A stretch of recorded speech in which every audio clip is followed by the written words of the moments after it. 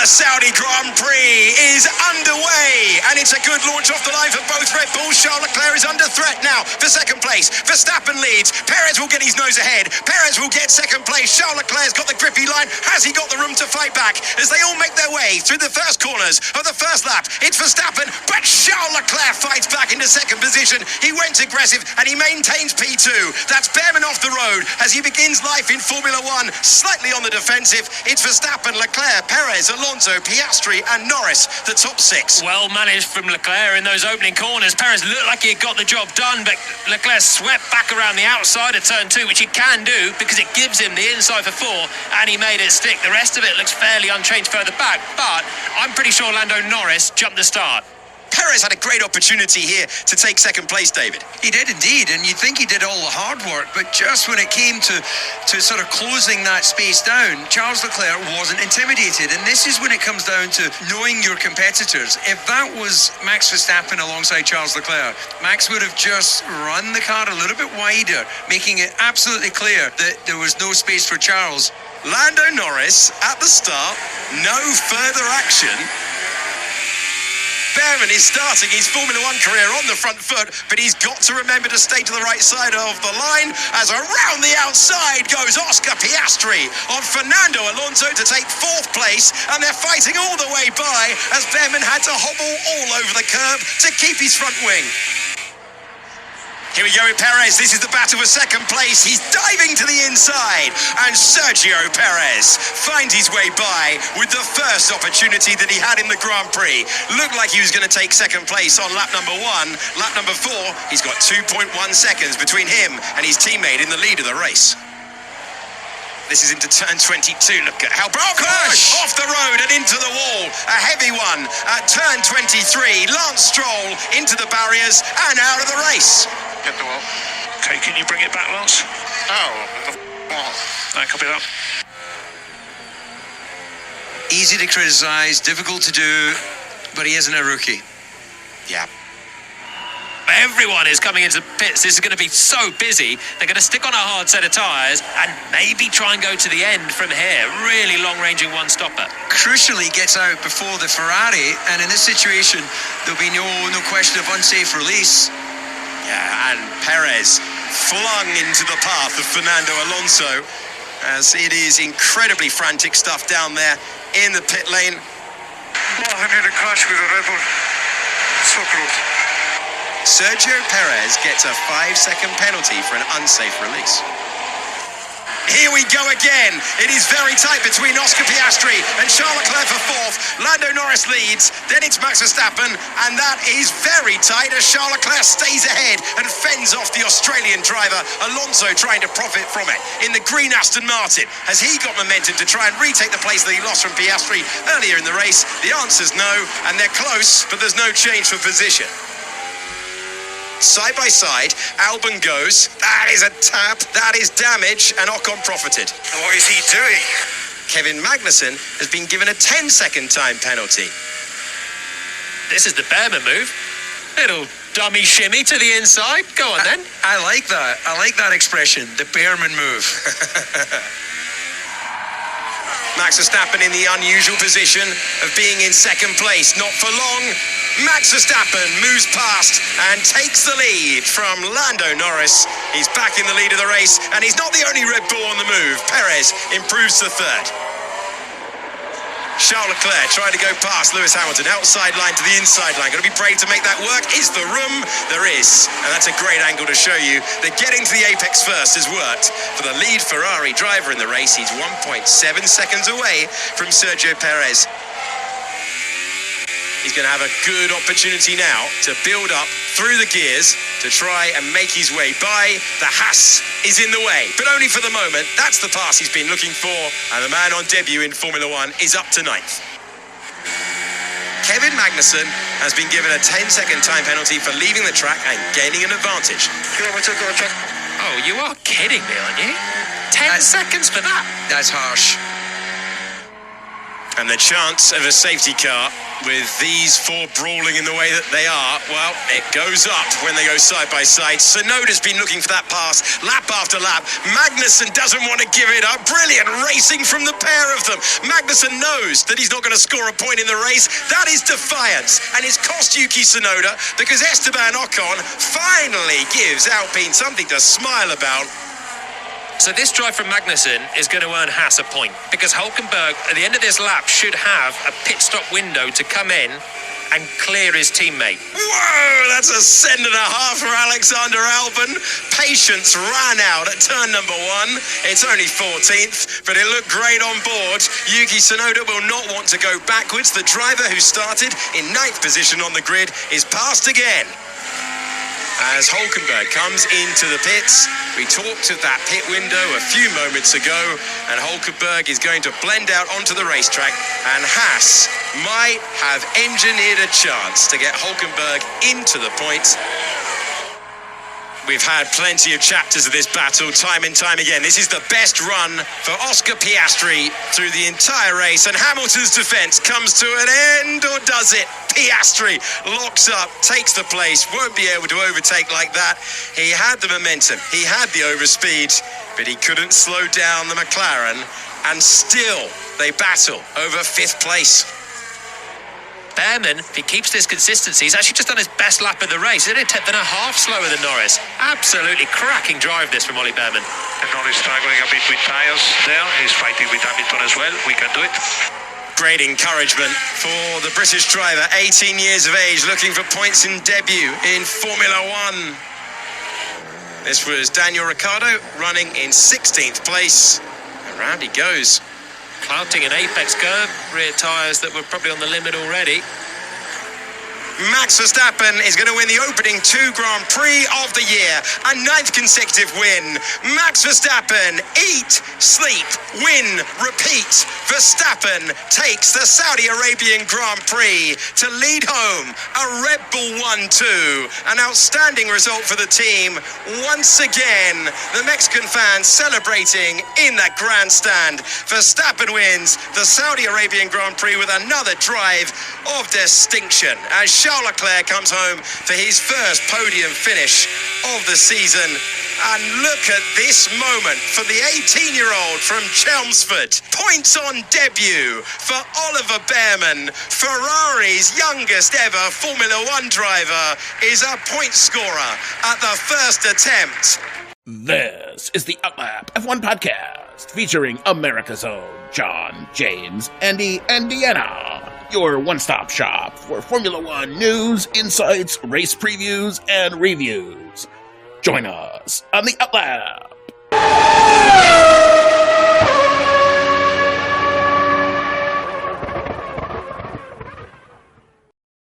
What's up, Outlap F1 Nation?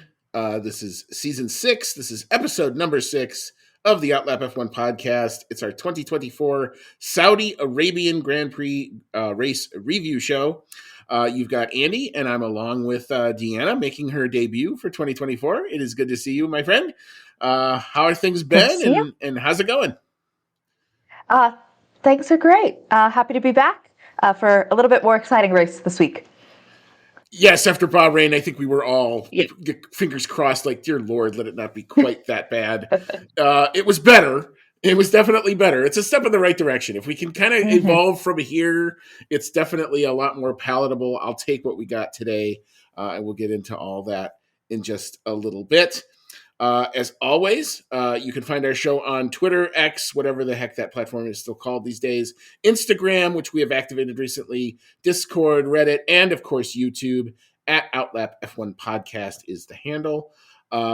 If you like what you're seeing and you want to help support the show a little bit, you can click the like and subscribe button on YouTube. If you're on your favorite podcasting app, note also, we're still trying to promote our new Apple Podcast link.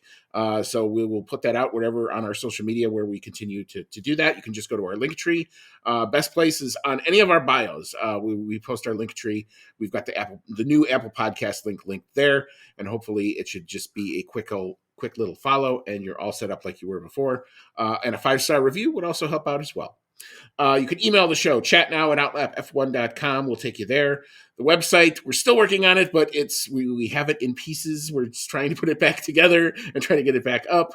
But we have made some progress on that, so hopefully more to come very soon. www.outlapf1.com will take you there eventually. Outlap F1 Nation, thank you as always to our continued monetary supporters, including Dean Warwick, Yuri Dolchester, Paul Weaver, Quentin Warden, Kevin Kelly, Regan Stanzik, Timothy Brown, and of course, Jonathan Scott. You can see if you'd like to become a member of the hashtag Outlap F1 Nation, you can see our anchor page, $1 or $5, all goes into purchasing new equipment for the show, upgrading the equipment we already have, and fixing these lovely little tech issues that seem to pop up on the internet now these days. So we would be most appreciative if you'd like to do that. Final note before we hop into things proper, our code OUTLAP at the good folks at Manscaped still works. You can get 20% off and free shipping by using the code OUTLAP, OUTLAP, all one word, at checkout. All right, so we will start with our headline of the day. Dee, what was your big thought of the Saudi Arabian version of F1 2024? I think Ollie Berman, welcome to F1. So I think I may have stole a bit of yours there, Andy. So sorry about that. But it's all right. That was just the big thing of the whole weekend. I mean, I hope Carlos Sainz gets better soon. I don't know why he was walking around like that day after surgery, but okay. But yeah, just seeing a young driver like that get thrown into the car after his first putting it on pole in F2 in his second race. And I think it was a pretty huge weekend for him, and just one of those fun stories, and it added a little bit more excitement to the weekend for sure. Yeah, definitely. Carlos Sainz coming down with appendicitis, which he thought was just food poisoning on Wednesday during media day, so he took the day off.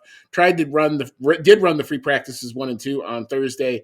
Found himself in a much worse state of bother, according to him, and then checked himself into a hospital where they discovered his appendix was not doing very well and needed to be rectified. And they went ahead and did that. The good news is apparently it was the microsurgery technique that they tried to use, which means that they let you go the next day because he was back in the paddock cheering on his compatriot Oliver Behrman, who did, basically, hey, kid, want to drive an F1 car? Had that conversation given to him, and we'll get into all of his trials and tribulations of a very truncated weekend. My headline of the day is, for all the mess off the track, my God, is that Red Bull absolutely ridiculous on it. And yeah, hello, Ollie Behrman. We see you. All right, so we will rewind back to Friday. And we will get into the qualifying recap here. All right. Not being able to set a time due to a crash in free practice 3. They managed to get him out with about a minute left on the clock, but he was unable to set a time. That was the kick Sauber of Zhao Guanyu, who does not get classified. P19 was Logan Sargent. P18 was Pierre Gasly. P17 was Esteban Ocon. P16 was Valtteri Bottas. Advancing through the Q2, in P15 was Nico Hulkenberg. However, he did not set a time because he had an engine failure in Q2. P14, Daniel Ricciardo. P13, Kevin Magnussen. P12, Alex Albon. And P11, just missing out on the Q3 after having only 60 minutes in the car, Oliver Behrman in the Ferrari. So well done, young man. The top 10 from 10 to 1 in P10 was Lance Stroll. P9, Yuki Tsunoda, a good showing for the Racing Bull there. P8, Lewis Hamilton. P7, George Russell. P6 was Lando Norris in the McLaren. P5 was his teammate Oscar Piastri in the other McLaren. P4 was Fernando Alonso. Aston Martin single lap pace looking very strong. P3, Sergio Checo Perez. P2 was Charles Leclerc. And in P1, Thanos the Inevitable, Max Verstappen in the Red Bull, a 127.472. D, big thoughts on the qualifying? I mean, the big one is Ollie Behrman. I think he was 300ths off of Q3 behind Lewis Hamilton. So for your first go, and especially on this track, for this track to be the one you get thrown into, it was pretty crazy. And yeah, just props to him. Yeah, I thought his coming, I like what Ferrari did, not actually putting him on a set of soft tires in FP3. They tried to get him as comfortable as he could with as many different tire compounds as they could, that weren't necessarily the soft, so that when he had the soft, he had plenty of sets. He could do multiple runs, which enabled him to, and like I said, he was on pace pretty early. Now we know the Ferrari is probably on par, the second fastest car generally. But it's one thing to have a great car. It's another thing to actually try to wheel that thing around this track. And I think he was going something like 8 or 9, 10 seconds faster than his F2 pole time was. So, I mean, just the difference in grip and the difference in just trying to get your arms around that machine, never mind what it was doing to his neck, never mind what it was doing to all the rest of him. It was pretty much probably too young and a little bit kind of dumb to know exactly what was going on with him. So he just kind of did what it came natural to him. So yeah, great going to put that car as far up as he did. We'll definitely talk about him in the race. Big notes in qualifying. We are kind of seeing kind of that decanting of kind of what the running order sort of is. It definitely looks like the Aston Martin over one lap is definitely stronger than it is in race pace. We know the Red Bulls are good. We know the Ferraris are pretty strong. The McLarens and the Mercedes and the Astons, that's the blob. It's so tight between those three. Or what we were talking about in Bahrain was it was going to be very circuit specific. Favored a little bit more McLaren, but Fernando Alonso still doing Alonso things. I thought was actually very impressive over one lap for him. The one thing that did make me sad, though, is the only thing that was close last year and in Bahrain was the qualifying, and Max went and just killed everybody by 3/10, and it didn't ever look like that was going to be contended. So anyway, just the joys of Max being Max. It was interesting just looking kind of at the timings. A lot of the cars could kind of stay with the Red Bull in Sector 1 and Sector 2, but it was that third sector that was they were just so much better. And I think it's just overall straight line speed and overall kindness to the tire where it just doesn't degrade over the course of the lap like it was for a lot of other guys. So, yeah, I mean, like I said, the Red Bull, that thing, absolutely ridiculous. Okay, so we will now transition to Saturday afternoon. Interesting. Dee, what do you think of the schedule, just out of curiosity? You know what? I mean, this is kind of nice. We're recording on a Saturday night, and I don't have to worry about going to work tomorrow morning. But it is, I don't know, like Sundays are race days, so it's a bit funky. But then tomorrow I don't have to worry about it overlapping with IndyCar, so I guess that was a positive. Yeah. I don't know. I don't hate it, but it's just not normal. Yeah, I mean, it does kind of take away from the buildup over the course of a weekend, and then all of a sudden, it's your Saturday afternoon, and it's already done. Yeah. Like there's no more following it. I also retract what I said because then way more sessions are in the middle of my workday that I can't watch. So yeah, that's also annoying. So yeah, maybe not. Thursday was I can a get away challenge. with it working from home on a Friday, but Thursday it's a little tougher. Sitting at the office trying to watch a practice session. It's not normally going to fly, so. No, and then I got pulled into like 3 different meetings on Thursday, and by the time I looked up, I went, well, that bird has sailed. Yeah. I might as well just not go on anything until I get home. And then I tried to catch up there as best I could. Yeah. I got meetings put on my calendar for 12 to 1 on Friday, which is exactly the qualifying window. So we had to revisit that. Yeah, it's like there's a way to do it, but it's like, I honestly wish like it would be like traditional like European times where it's like 7, 8 o'clock in the morning, because then I could watch it and then go do my thing. Yeah. But alas, not quite. But the good news is I think this is the last Saturday weekend for at least the races. I don't know if you've heard it, but this was the first time I heard the explanation for it, was that they pushed it to get in before Ramadan, and then in the regulations has to be a week after, so that's why it was the 2. Anyway, that was the first time today that I heard an explanation, and I was like, oh, why wasn't this communicated better? But anyway.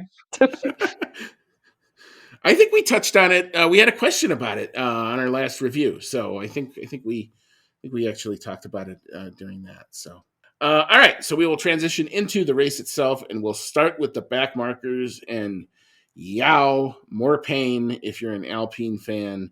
Poor Pierre Gasly could not even get off the line. Really, complaints of a gearbox problem. It would not rev. and he completed one lap and then brought it into the pits, and that was all she wrote for him.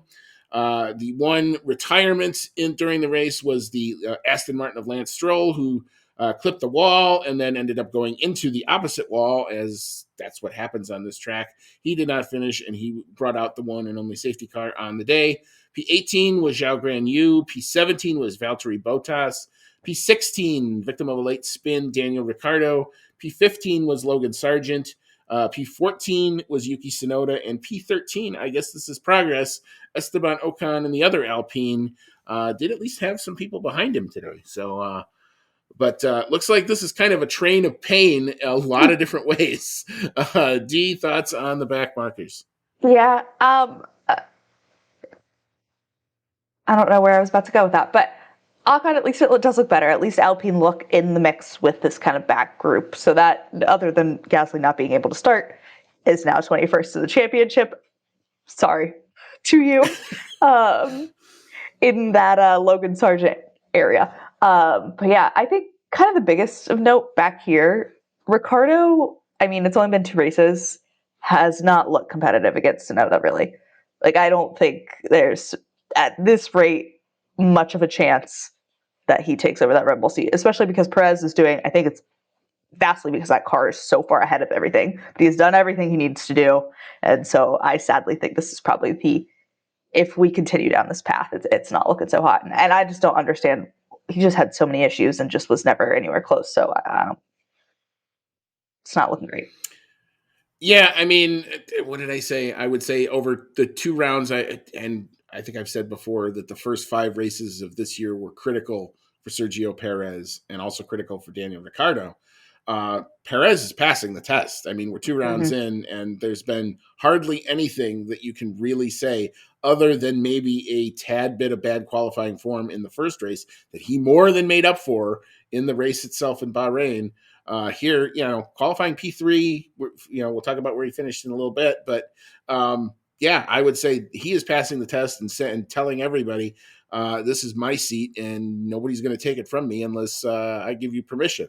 So, and if you're evaluating him, how else do you see it? So the Ricciardo thing is, I think more was expected given their form in testing. He's definitely not, that car is definitely not as curated as we all thought it was going to be. It's definitely not an RB19 with different paint on it. Because if it was, or even if it is, it's not a curated RB19 or an upgraded RB19. It's the same one, and they're not necessarily able to really move forward. I mean, it was some interesting fights in the back, that was for sure. There was a good gaggle of 4 or 5 cars that, was probably a very interesting thing to watch. Didn't get a whole lot of TV time, unfortunately, but when your most compelling battle is for P15, that's a tough ask. But yeah, I mean, I don't know. I mean, it's going to be interesting to see kind of how that team kind of if they can move forward, because I think on qualifying pace they can tickle the top 10. They just haven't been able to do it so far, other than Tsunoda today. All right. Well, we will leave the tale of pain out there with the back markers, and we'll move into the midfield, where there were some very interesting battles, I thought, on tap throughout the course of the race. P12. Kevin Magnussen in the Ferrari, probably doing some ultimate teamwork today for Haas. We'll talk about them. P11, Alex Albon in the Williams, just missing out on the points, but a big point for Haas and Nico Hulkenberg, who takes the unfortunate qualifying mishap of the engine dying and turns it into a P10 with some awesome teammate work and a sacrificial lamb in Kevin Magnussen. But Haas gets a point. P9 was Lewis Hamilton. P8 was Lando Norris. P7 was Ollie Behrman. There he is. P7 on debut for Ferrari. Well done, young man, yet again. P6 was George Russell. P5, Fernando Alonso. P4 was Oscar Piastri in the other McLaren, saying that he got the most out of what he thought today would bring. So, D, big thoughts in the midfield. We'll let you start. Yeah, I think starting with Haas and K-Mag, I think fun to see them play the team game. It gave us a lot of excitement, I think, and piled those guys all on top of each other. It gave Haas a point. And I think right now, with as dire as it looked, at the end of or at testing, they kind of look like they might be at the front of this group. Granted, this is a track that isn't super high tire deg, and they tend to eat through tires, so maybe that was part of it. But it seems like a vast improvement, especially with all of the chaos. We kind of thought that they weren't going to score a point, and it might be chaos. But yeah, that was really great.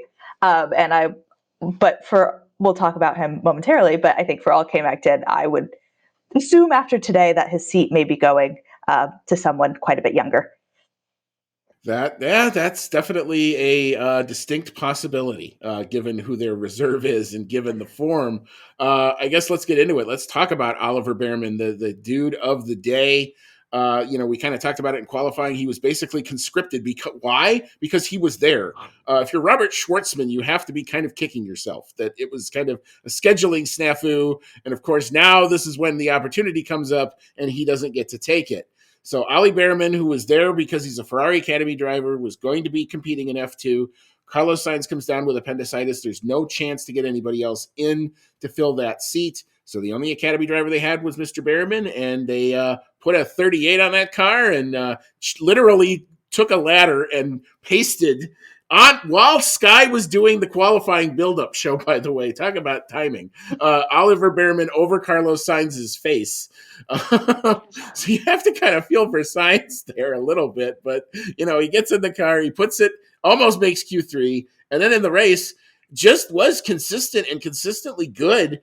No mistakes. No big strategy errors from Ferrari on that. He goes from P11 to P7 and holds off the two-charging Mercedes-powered cars in both Lando Norris and Lewis Hamilton at the end on 40-lap-old hard tires. So, he looked like a veteran.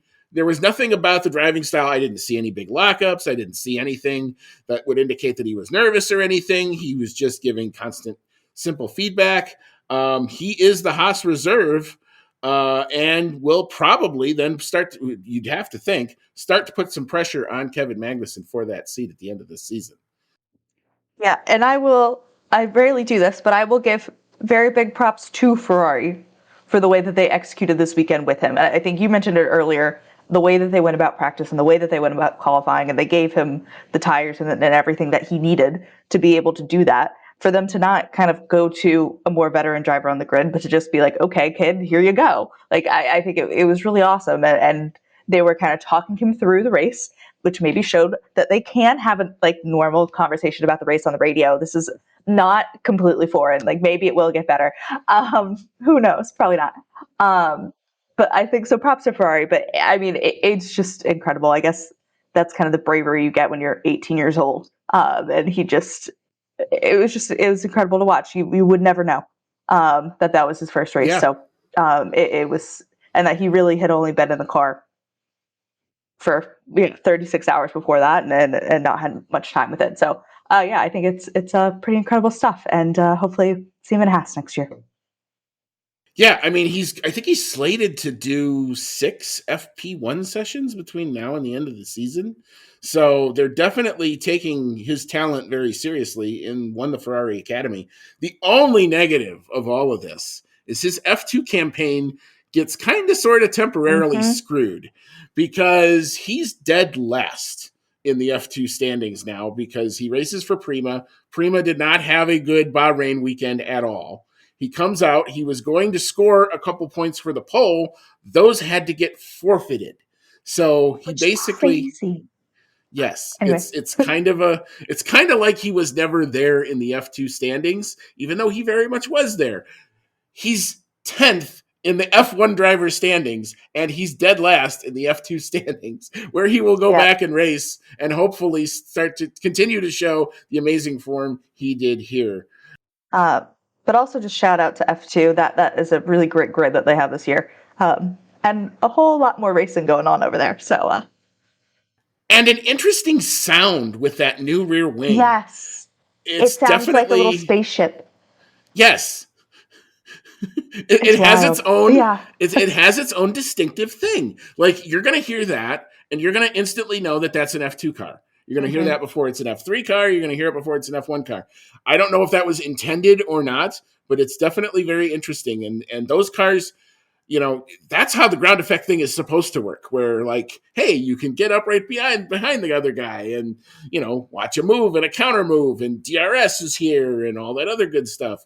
So, yeah, I mean, this F2 grid feels very, very stacked between Ollie Behrman, who will come through in the championship standings beyond just these first couple rounds, Kimi Antonelli, who Mercedes are watching like a hawk, and so is the rest of the grid, and a number of others. Gabriele Bortoleto, the F3 champion, moving up this year. F2 looks like the place to be to watch where the next ones are coming from. And it looks like there's a pretty good crop going on. So I will be watching for sure. And imagine if we had an extra team to put more of these drivers in, but oh well. Concepts. You're putting together a great concept that almost came to fruition, but sadly it didn't. Rant for another day. I've already done that rant. I don't want to start shaking. I'm sure many times. Yeah. But anyway, we'll leave that there. We talked about Hulkenberg. Kind of surprising form, and I know we're only a couple rounds in, and I'm not suggesting that it's anything other than it's just the first couple races. But interesting that Lewis Hamilton is not getting more to grips with a car that he said he really liked coming out of the test. George Russell, solid P6 today. And you can also kind of say the same thing about Lando. Oscar Piastri definitely outshined him this entire weekend. Lando seemed just a little bit off. You couldn't really tell really what it was. The track definitely suited the McLaren car better. There were certainly certain parts of the track that the McLaren car was very good. It got pointed out several times in the broadcast. Especially, some good defending by Lando at the end while also trying to attack. But I mean, the big thing was the safety car screwed, I think, both of them over because both of their teams, McLaren and Mercedes, elected not to do a double stack where some other teams did. Dee, did you think that it was worth just taking the pain and trying to do the double stack there? Yeah. No. Well, I think it was what they did was in the moment the right thing to do. They're both kind of the second cars in both of their teams at that point. And it was just, there is a very high probability of a safety car at this track. I think I was kind of waiting for another one when you had like Sonoda and Ocon all on top of each other. Like I was like, maybe this is, and Sargent, they're all in there. So I think they had a good shot at it. And then that really could have transformed the race. So I think it was worth trying. But yeah, I mean, I think the only thing that would have been different is they both might have been ahead of Ollie Behrman, but maybe. I don't think it would have made that huge of a difference in their day. Yeah, I mean, I figured that just the way that it played out, it probably cost them each, I think, 2 spots. Maybe the Russell position for one of them is maybe in the cards, but I think Russell was 3 or 4 seconds up the road. So, and Lando's when he did stop, it was a slow stop. I think it was 4.1 seconds, which is not great by F1 standards. So maybe that has something to do with it. I don't know, but both of these guys who were kind of thought, I think, they were going to be in contention for winning races are probably coming to terms with, well, we have to kind of plug away in the midfield for now. Kind of realization where, like, Oscar Piastri, he's thrilled to be up there because he started out in the back so bad last year. So, but anyway, it's just something that I've noticed in the first couple of races. I'm not suggesting it's a trend. I don't think that this is a thing yet, but something to keep our eye on as we kind of move forward. All right, so we will transition into the podium, and that's kind of who we would have expected given the decanting from testing in the first race. Charles Leclerc in Ferrari comes home in P3. Sergio Checo Perez doing exactly what he needed to do to maintain that seat, despite picking up a 5-second penalty for an unsafe release, which isn't anything that the driver controls. Always find that penalty kind of odd. And in P1, oh, Nelly, Max Verstappen doing whatever he wants to do. So big thoughts on the podium.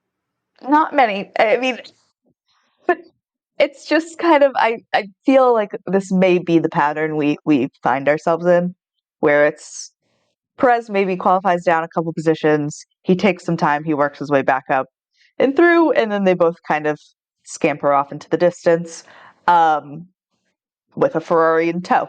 That feels, at least at the beginning of the season, is going to be the formula. So yeah, I mean, nothing is surprising, other than Verstappen didn't get the fastest lap point, so that's something. And he didn't lead every lap. That's the other good thing. Yes. You know, we actually got Yeah. to see for a couple laps him actually be in traffic, and it took him, I think, 3 or 4 laps to finally get around Lando. He was on a harder tire that was still kind of not up to temperature, but once that hard tire fired up, woo-wee! Talk about just being able to do whatever he wants to do whenever he wants to do it. Dang, that car just looks like it's got to be fun to drive that car. Yep. Regardless of whether you've got Max's talent or not, it's got to be just a fun feeling to know that you can do pretty much whatever you want to do. I mean, if this Verstappen stuff were to blow up, it would just be fascinating to see another top driver on the grid take over that spot and see what they can do. Because, like, I wonder just how good Verstappen is. Because, like, I mean, granted, Perez was a midfield driver, but he was a very good midfield driver. Like, I just think this is just next level special kind of stuff. So it would be interesting to get a barometer on it.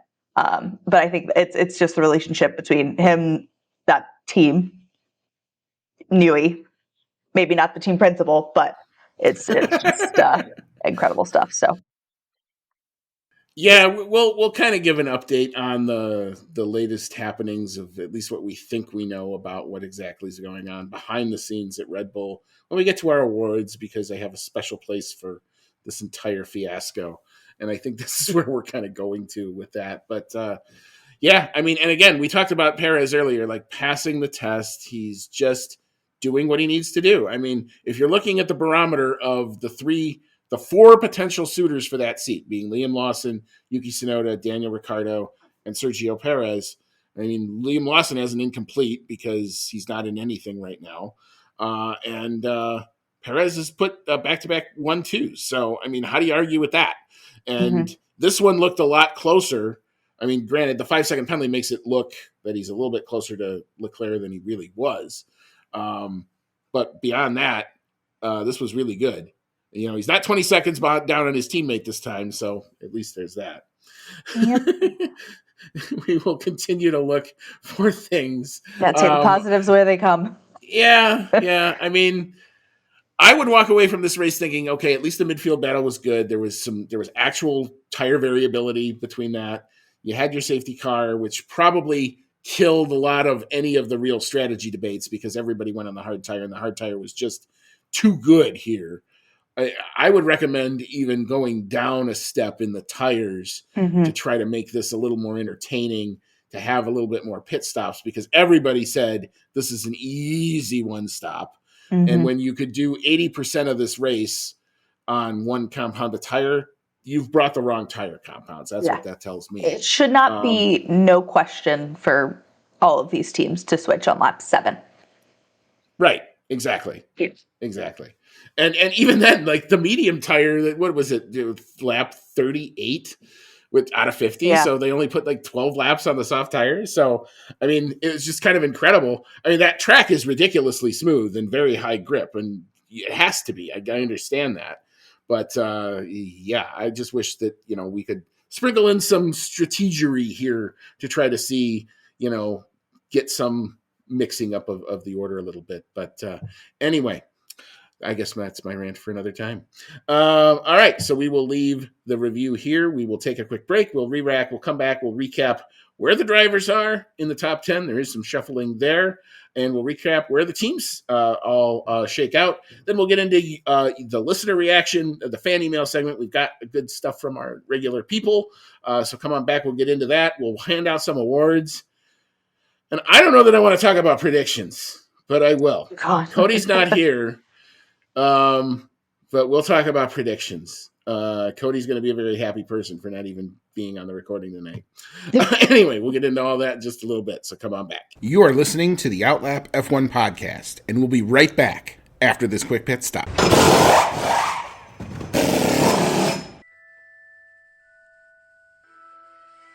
Grab your flu powder, broomstick, or apparate to your favorite audio streaming service to join the discussion on Hogwarts, a podcast.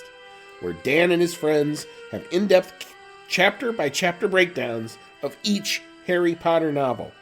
Join the group as they dive into the magical world and discuss plot points, analyze character development, and occasionally go off the rails. Whether you're a muggle who's new to the series or a pure-blood wizard who won't need a remember-all, Hogwarts, a podcast, brings everyone to the Great Hall for a magical discussion. Hogwarts, a podcast, available wherever you get your podcasts.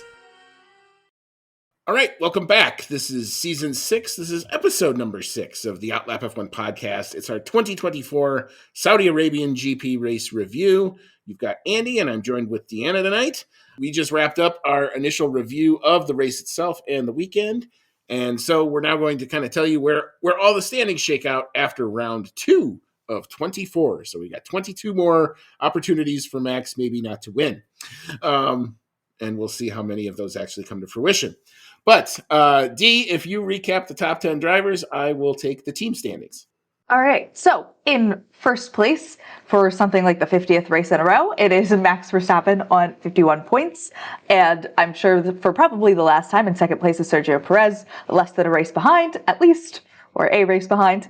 In third place is Charles Leclerc, the first of the Ferrari drivers on 28.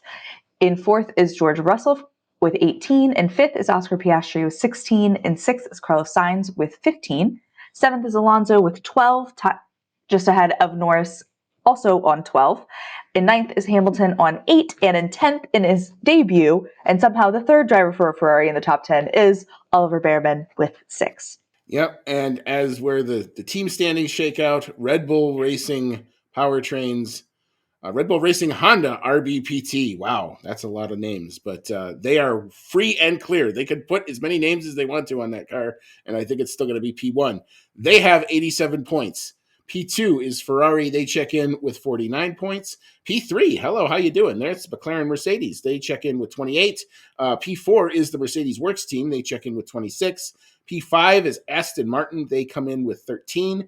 P6, that point is big for Haas. We mentioned it. They check in. They jump up to P6 in the constructors. They have the one solitary point. P7, 8, 9, and 10 are all on 0 points. That is Williams, Kicksauber, Red Bull, Honda, or the V-Carb team, and Alpine at the back. Doesn't look like that's going to get any better anytime soon. I think they're done firing people at least this week. So that's positive. Wow.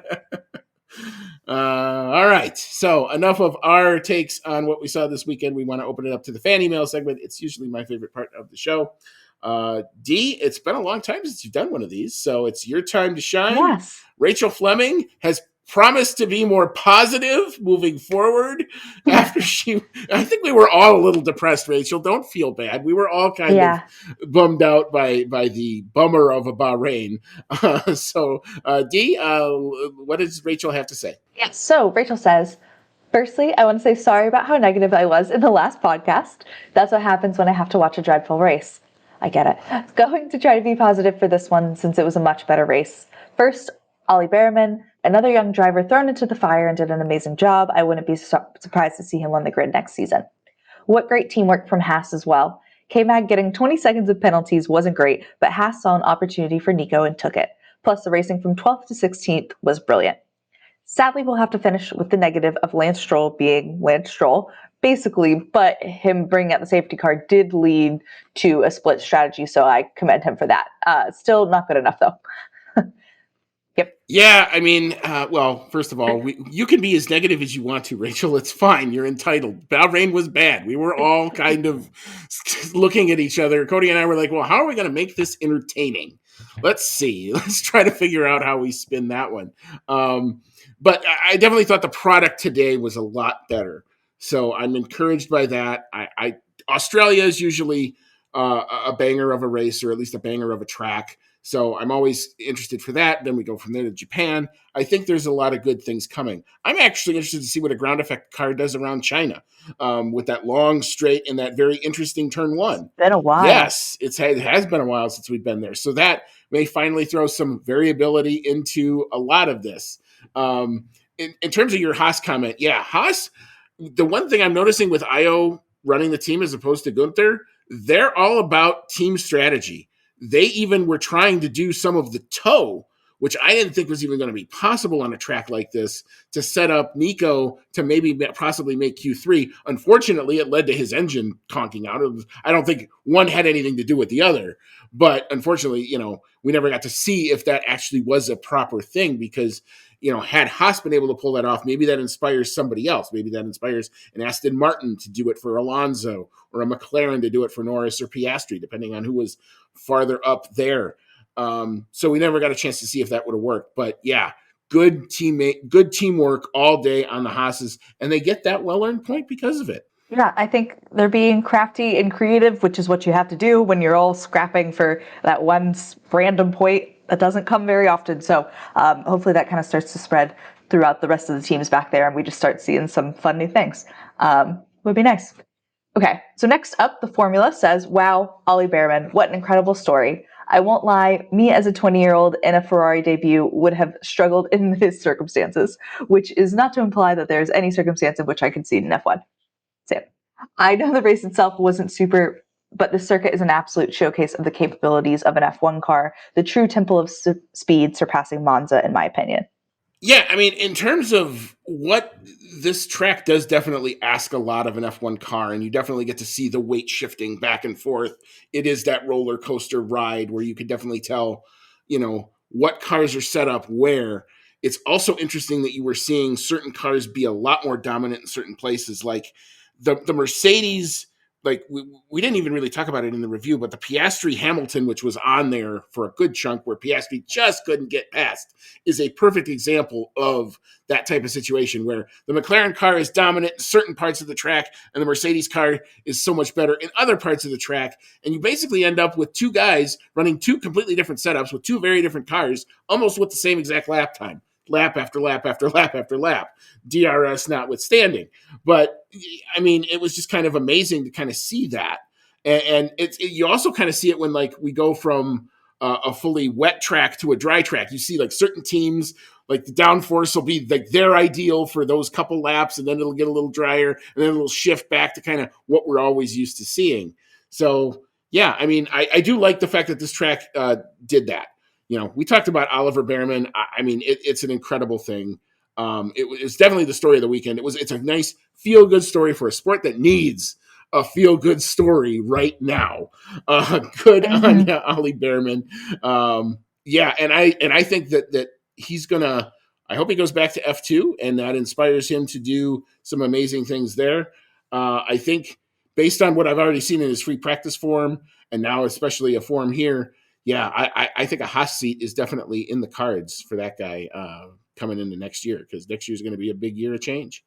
Yep. And I will say for this track, I think it is the track itself, but the way that they set the cameras up for this track is somebody did an incredible job. It is the most, you can kind of feel the peril when you're watching the cars go through there.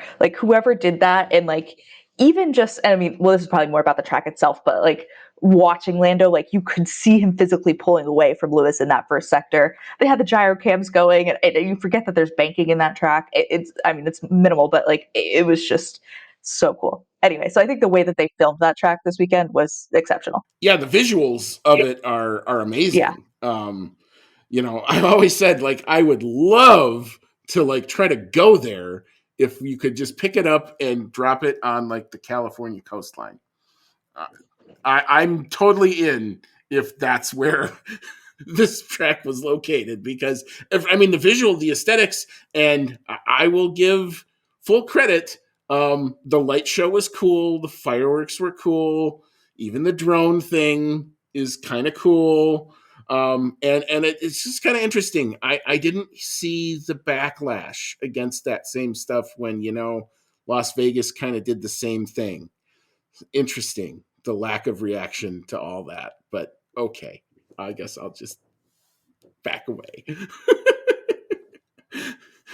All right, and we had one more that I didn't get a chance to put him in the document, but our buddy Dave Doherty chimed in. He was all on Ollie Behrman as well. He said Behrman was exciting to watch. That kid is a true racer. Could not agree with you more, Dave, on that. All right, so we will now move into our awards, and we'll start as we are apt to do with the rubbish. So D, I'll let you go first. What goes into the garbage bin this week? Appendixes is what I'm going to go with. Unless you're Ollie Berman or Nick DeVries, they're not great. It's unfortunate. I mean, we got a fantastic story out of it, but it does hurt Carlos a bit in the end here, as he's trying to audition himself for these other people and also be like Ferrari, like this is what you're missing out on kind of thing. So I'm a little bit upset for him that he missed out on that and had to go through that, look miserable. But yeah, so that's my rubbish for this weekend. Mine is the continued whatever the hell at this point is going on behind the doors at Red Bull. It's such a heavy story. It's such a not fun story to follow. The whole thing can kind of get wrapped up and thrown into the bin as far as I'm concerned. And you seriously cannot make some of this up. I think some of the latest reporting is now that Helmut Marko may get himself suspended. He's under investigation. We know that to be real. We don't know necessarily what it's for alleged, at least this is what the story that came out, talking to the media. And he was told by Ali Mitzlaff, don't go talk to the media. And then he went and talked to the media. Very confusing. Don't know what's going on. Max and Jos Verstappen are apparently very, very loyal to Helmut Marko. And if Helmut Marko goes, there's a really actual possibility that Max Verstappen can walk away from the incredible dominance of the RB20 and take his show somewhere else, into potentially the waiting arms of Toto Wolff, who may just happen to have an open seat uncommitted for next season. I've said it before on this thing. We are far from done. We are far from done. We're going to see what the next 2 weeks bring. I imagine it's going to be crazy. That's about all I can say. But as far as trying to follow this story and try to see what's real and what's not, and try to keep everybody correctly informed, it's exhausting, to be honest. And I'm done with it. The rumor mills are turning. Yep. Okay, enough of what's in the rubbish bin. We'll move to analysis paralysis. I'll go first with this one. I could buy what McLaren and Mercedes did because doing a stack pit stop is a tough thing to ask your crew. But I didn't like the call at the time. I was almost, when I saw Lando stay out, I'm like, he stayed out and everybody else pitted. That's not going to go well. Was kind of my honest reaction at the time. And we talked about it when we were talking about it in the review. I think it probably maybe cost them maybe 2 spots. So it's not the end of the world. They both, I think, did the best that they could with what they had, given that situation. But man, if I'm going for it, I'd say do the double stack there. Yeah, and I mean, that's mine too, because I mean, there's really no other strategy choice to be made. So... but again, as I said earlier, like I think it was worth the risk. It didn't really work out for them in the end, but it also wasn't fully detrimental. So it's just about the only option this week. Yeah, I mean, the only thing that I think everybody, including the broadcasters, were surprised that when both Lewis and Lando ended up on the soft tire, that they weren't able to close the gaps as much. Yeah. It could have been that they were both on used sets, so they had already done a heat cycle. That could have something to do with it. And 2, I think listening to Lando's radio, he wanted to come in ideally with about 8 laps to go. Lewis forces the issue by coming in with about 12 laps to go, and McLaren had to cover that off. Otherwise, Lando loses out to Lewis there. So I don't think... it was interesting. I didn't get a chance to hear the Mercedes radio on it. It was interesting to think maybe they both thought they were going to get better life of the hard or the soft tire than they both ended up doing. So yeah, it was what it was. And granted, it was on the hards, but like watching like Max after the safety car, like it just seemed like it took a while for those tires to get up to temps. But I don't know. Maybe I had something. I think they even made the point that said Oscar Piastri did all but 1 lap on the set of hard tires last year at that race. Yeah. So it's definitely a very, which again, that all tells me you've got the wrong set of tires here. You should either make your qualifying tire a C5 and just do that, or you should bring everything down a step and let's see what happens there. Because then, like I said, I think you could have some more variability. I hope they actually think about that moving forward, given the niceness that this crack was to its tires. But we'll see. We'll see what the powers that be end up doing. All right, we'll move into the dark horse. We may have some consensus here. Dee, I'll let you go first. What you got? I have Nico Hulkberg. And yep, so I'm assuming probably the same thing there. I, again, was expecting this season to be completely dismal from them. And they've shown up in qualifying. I mean, had Hulk actually gotten a lap in, I imagine he could have at least been kind of brushing with Q3 potentially. So yeah, and to see them kind of bringing the race pace up to that level is exciting to see, and just good for that team that has been kind of messing around in the back there for a few years now. So it's good, it's positive. I think with the leadership changes that they've had, it's just a nice step for them and a good team win. Yeah, I completely agree, and I have the same one. I've got Nico Hulkenberg and Haas for a very hard-earned point. And I share a lot of your same points on that. They went to the test and they said, we're not about performance. We're about figuring out why the tires are chewing up so bad. And they went to the perfect track to kind of figure that out, a track that does chew through tires like a son of a gun. And that's what they did. They just kind of kept churning laps. They were one of the most reliable teams during those 3 days, and they think they got to the bottom of it. Now, this is really the first time. Now, we've already seen that, yeah, under Hulkenberg especially, it looks like Haas can do some one-lap wonders, and they've been able to kind of keep that, which is good. Now, if they've got some race pace and some way to kind of keep up with everybody else there, yeah, I mean, there could be an easy hole between, 7 through 10 and 1 to 5. So there's that P6 position is right there for the taking. And if they can come into that, that is a great step forward for a team that's just been getting pounded. All I heard during the entirety of the Andretti saga is, well, why is Haas even here? Well, maybe they're here to actually try to do some stuff. And as much as I love Gunther Steiner for what he brings to the equation, this may be the best thing for that team, given that team dynamic. That this felt like classic Haas. This felt like what they would try to do when they first came in, is they would try to push the envelope on strategy, take advantage of things when opportunities presented themselves. And look what happened. This is it is very much classic Haas. Good for them. All right, we will move into our driver of the day, a.k.a. the Max Verstappen Memorial Award. However, we're probably not going to give it to him today, even though he's probably very deserving of it. But I'll go first on this one. Oliver Behrman.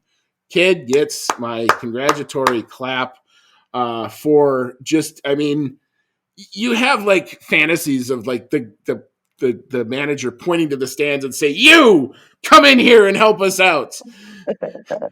But it never happens. This happened, and he did it, and he didn't look overly nervous. He didn't look scared. The moment wasn't too big for him. We may be seeing the start of something really, really good. And if this was the start of his career, I hope it leads to really good things for this kid down the line. Yep, I fully agree. I mean, it can't go to Max Verstappen this week. He didn't get fastest lap, so sorry.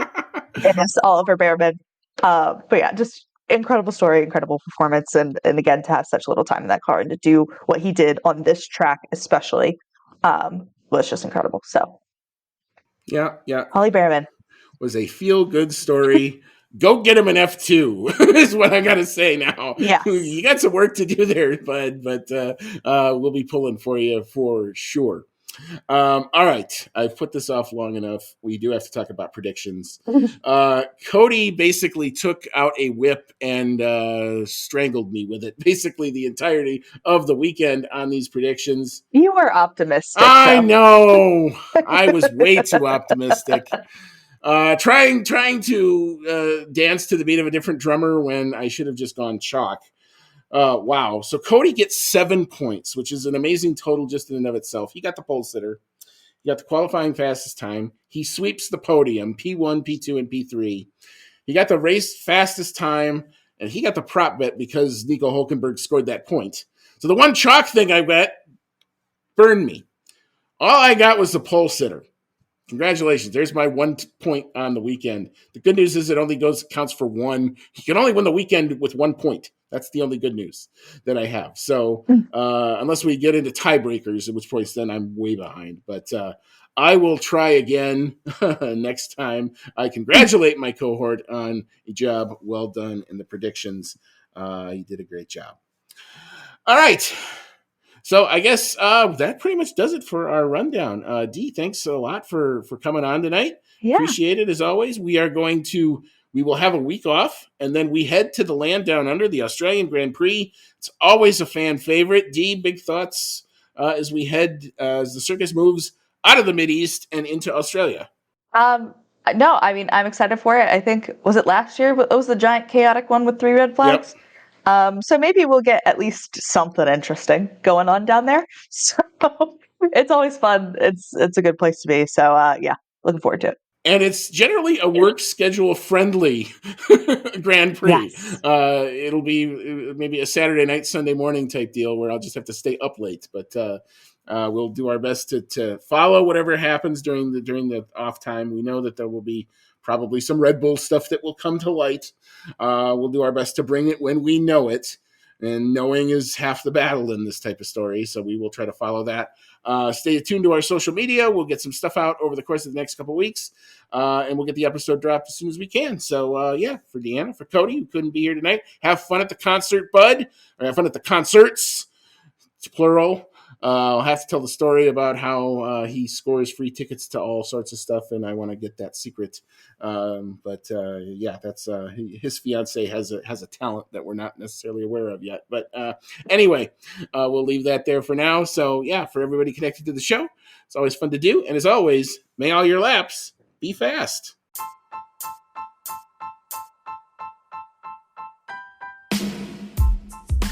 Thank you for listening to today's episode of the Outlap F1 podcast. If you like what you heard, click that subscribe button and be sure to leave us a 5-star review. If you want to connect with us outside of the show, check out our website at www.outlapf1.com. Find us on Twitter and Instagram at OutlapF1 Podcast, or email us at chatnow@outlapf1.com.